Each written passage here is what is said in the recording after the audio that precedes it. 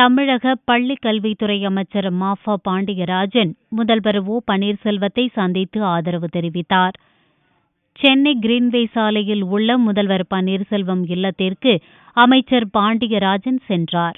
அங்கு முதல்வரை சந்தித்து ஆதரவு தெரிவித்த பின் செய்தியாளர்களிடம் பேசிய மாஃபா பாண்டியராஜன், ஒவ்வொரு அதிமுக எம்எல்ஏக்களின் எண்ணமும் அதிமுக உடையக்கூடாது என்பதுதான் என்றார்.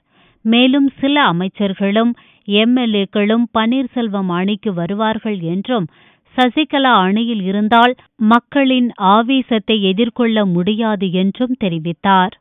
என்றென்றும் புரட்சி தலைவி அம்மா அவர்களால் உருவாக்கப்பட்ட அனைத்து இந்திய அண்ணா திராவிட முன்னேற்ற கழகம் என்ற எஃகு கோட்டை ஒன்றாக இருக்க வேண்டும் என்ற ஒரே கருத்துக்காக இன்று கழக பொருளாளர், தமிழக முதல்வர், அன்பு அண்ணன் திரு ஓ பன்னீர்செல்வம் அவர்களின் தலைமையில் இயங்குவதற்காக முடிவெடுத்திருக்கிறேன்.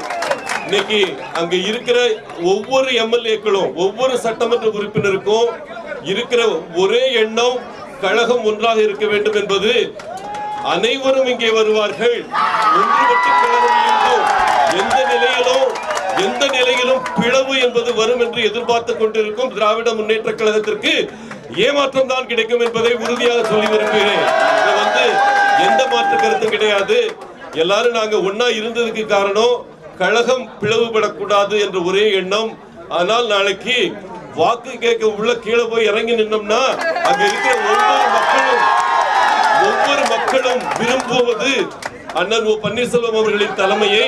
இன்னைக்கு கண்டிப்பாக மக்களை சந்திக்கும் பொழுது புரட்சி தலைவர் கண்டெடுத்த, புரட்சி தலைவி அம்மா மீட்டெடுத்த இரட்டை இலை சின்னம் ஒருங்கிணைந்து பட்டளி ஓசி வீசி பறந்து நிற்கும். அதற்கு அனைவரும் பாடுபடுவோம் என்று கூறி என்னுடைய நன்றியை கூறி விடைபெறுகிறேன். நன்றி, வணக்கம்.